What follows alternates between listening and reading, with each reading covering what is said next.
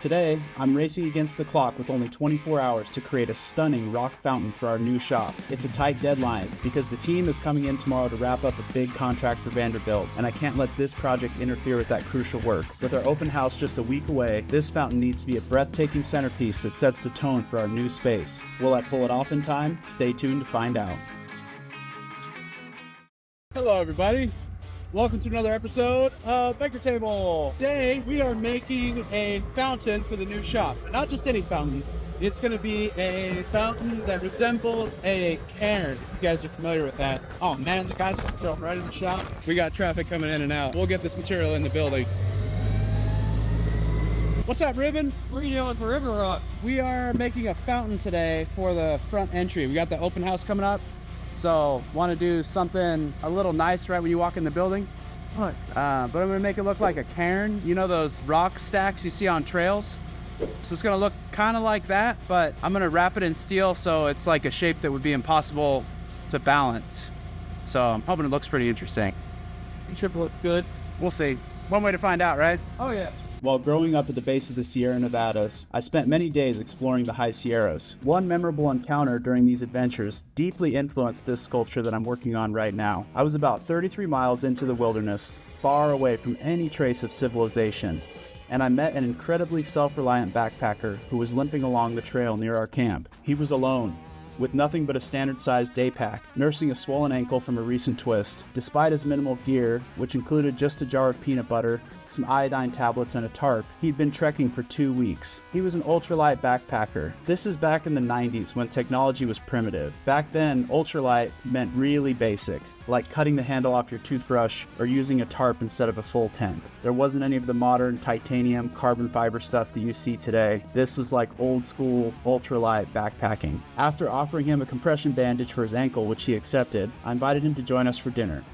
Over our campfire meal, he shared insights into his minimalist approach to backpacking. He declined any painkillers for his ankle, and after our chat, he decided to continue his journey into the night, aiming to cover more ground. That encounter left me reflecting on my own experience in the mountains, and the lengths that someone would go to immerse themselves in nature. This sculpture is a nod to that rugged backpacker, whose spirit of adventure and solitude continues to inspire me whenever I'm out in the wilderness.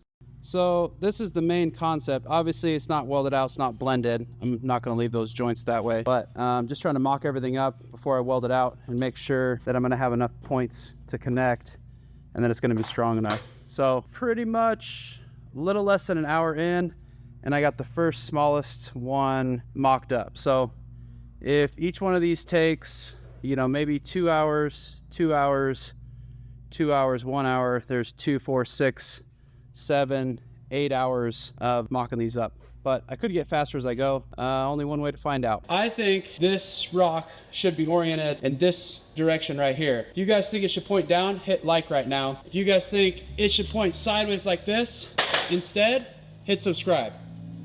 Come on, I'm waiting right now. Thank you guys so much, really appreciate it. You're the best. Wow. I'm aiming for a design with no harsh lines or 90-degree angles. The steel should appear as if it naturally grew onto the stones, much like a vine winds its way up a tree trunk. Irregular, spontaneous, and beautifully somehow unplanned. It will follow its own unique path around the rock. Unconcerned with distance, schedules, or budgets like I am on the daily basis, you'll see that I'm cold forming all the steel by hand. This method requires more physical effort, but it suits a solo operation like mine tonight. Using a torch for heating each band would make this a two-person job, but tonight it's just me here in the shop. Alright guys, here we got number 2 all tacked up, ready to go. This one actually went a little bit faster, so I got less than an hour again, even though it was bigger, and got black stuff on my face. So let's check the time. For those of you that took bets in the beginning of the video, how long it took. It took 1 hour and 42 minutes, something like that. Didn't take long. So let's see how this goes for the rest of the day. But rock number 3, we're actually doing pretty good. So mind you, this is only tacking up, not welded out, not ground out. Usually it's about 1 to 1. If it's an hour of fit up and fabrication, then it's usually about an hour for welding and finishing. For an hour each, double that, and that should be a good time estimate. I am cruising right along here, kind of just in the flow of it, and I wanted to show you guys a really cool tool. They called it a hickey bar. I actually first came upon one when I was building the subway system in San Francisco, doing rebar, and we used it to like fab up some bars that got done wrong, or if there were some bars missing, We had to make them up on the back of the truck. The basics is you have a heavy bar welded to a heavy plate with 3 big studs spaced out in a triangle. And the idea is you can put the metal in like this and bend it. Just puts it in a bind. You can make it yourself or you can buy these. I think I bought this one probably off Amazon like everything else. Made a few modifications, added these little ears right here to beef it up and make it stronger because I added a cheater bar in the end and extended it another 2 feet here. So that gives you more leverage so you can bend heavier bars, but I've also broken it that way, so added these little tabs. Pretty simple tool. You guys can make one for cheap or buy one. Pretty cool tool to have around in the shop. Find all kinds of uses for it once you have one. You guys know what else it's called? Leave me a comment below if you guys call this something else. I've always called it a hickey bar.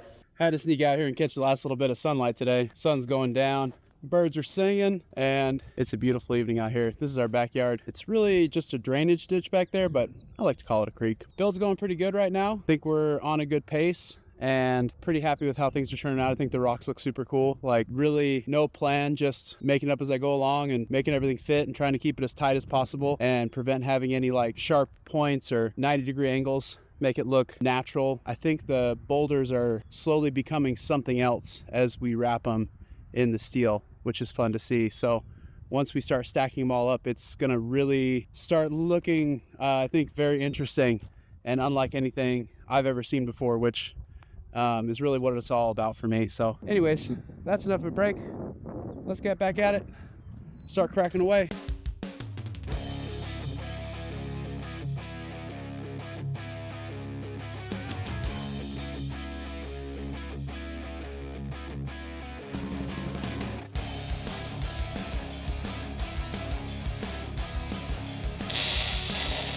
All right, that is the last of the boulders.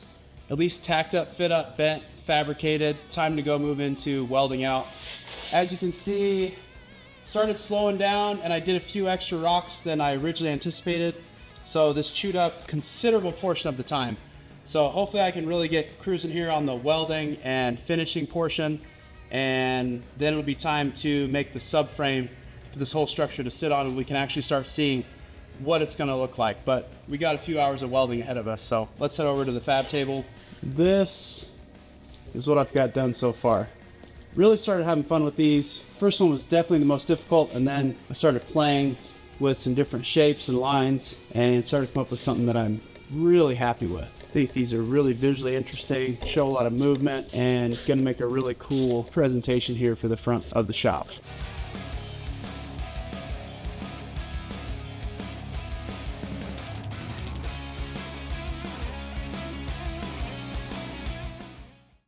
Dude, I don't know if you guys have noticed, but these rocks are getting heavier the longer the hours go by. I don't know what I was thinking with this 24-hour build thing. We're closing in on the halfway mark here. I think this is all looking very, very possible, but now every little thing that goes wrong feels like a big deal. My diffuser just came off while I was trying to take my tip off to clean it. I know it's not a big deal, but because I'm tired, it feels like a big deal. We're gonna get it though. It's really happening, and I think it's gonna look cool when it's all said and done. So coolness counts for something, right?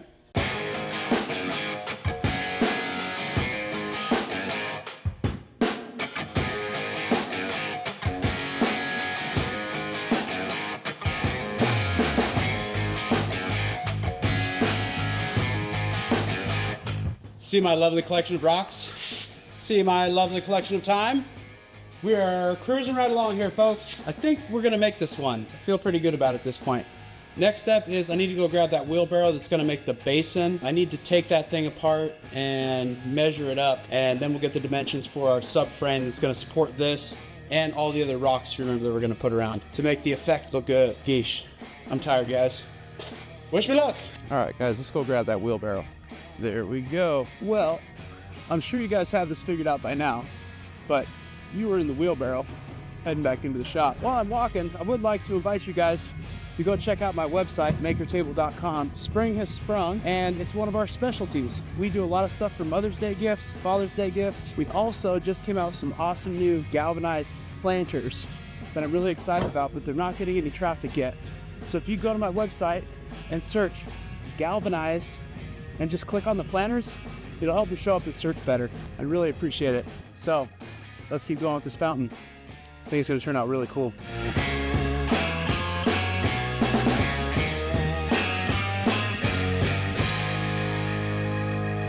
So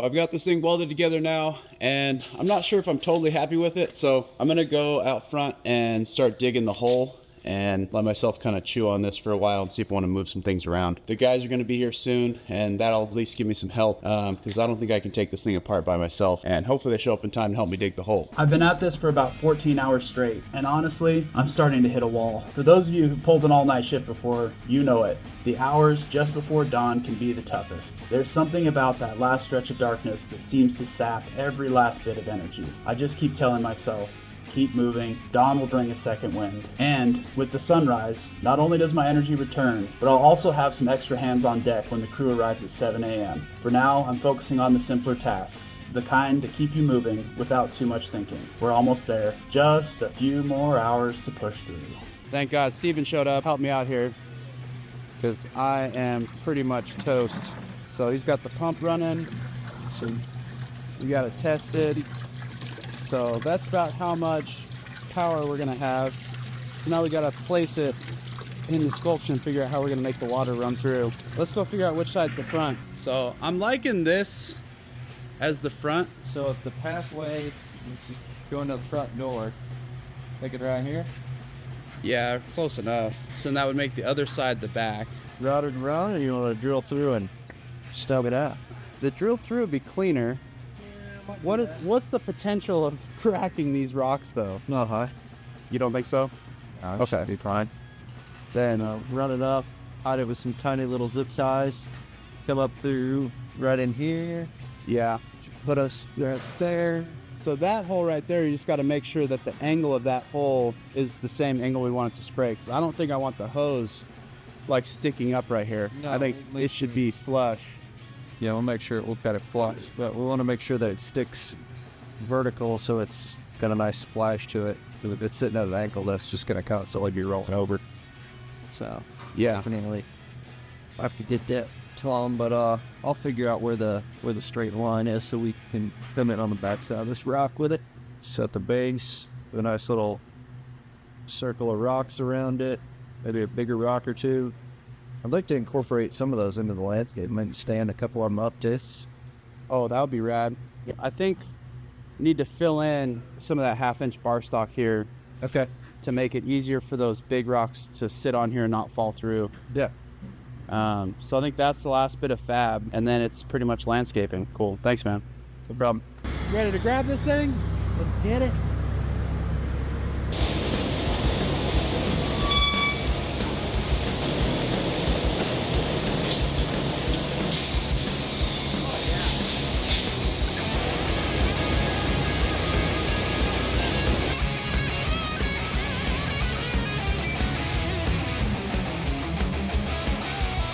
See if this thing will fit on the sidewalk.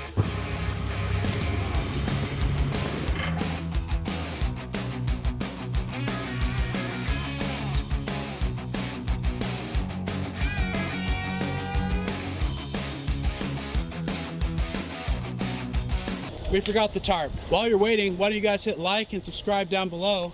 Then we can hang out again and build something else cool together. For this fountain, I'm embedding the water reservoir underground to add an element of mystery to the design. I'm using this black tarp to line the wheelbarrow, to redirect the water back into the tank, and then I'm going to camouflage the entire setup with rocks. This way, it's not immediately apparent where the water's coming from or where it's flowing to. It's similar to that unexpected encounter with the lone hiker years ago. I want to spark that same sense of wonder. In today's world, where answers are just a quick search away, especially with AI at our fingertips, taking a moment to embrace the unknown has become rare. This fountain, like the mountain spring at the end of that hike in Tuolumne Meadows, will offer a mystery that can't be easily solved by a search engine. Once finished, it will be as enchanting as the natural spring of Yosemite that have captivated visitors for generations.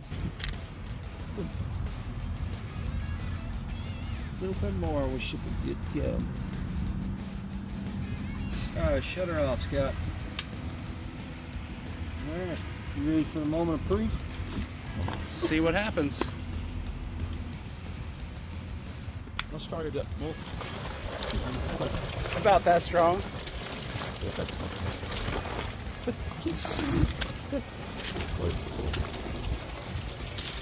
We might need to get some kind of. You got a bottle or something. Yeah, we need a spout for it. Probably should not have gotten such a powerful pump. Might have to rethink that one, because at this rate, this thing's gonna be empty in about 20 minutes.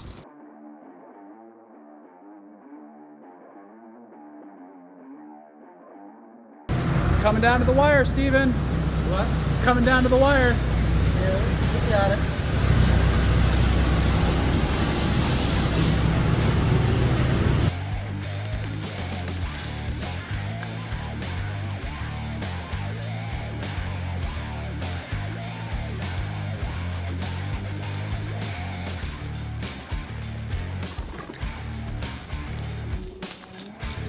All right, guys, that's the last stone. This thing is done, and it's time to stop the clock. So let's go over here, see how much time we have left.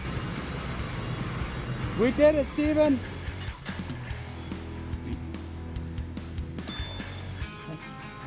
That was way more work than I expected. I really saw this being an easy build to do and not that ambitious, but the time really kind of drug on. Learned a lot, had a lot of fun, but I don't think I'm ever gonna do a 24-hour build again. Let me know if you guys really enjoy this format and you want to see me torture myself with sleep deprivation again in the comments below. I'd love to hear from you, and hang out, man. We're gonna make another video and we'll have it posted up to the channel soon. Later.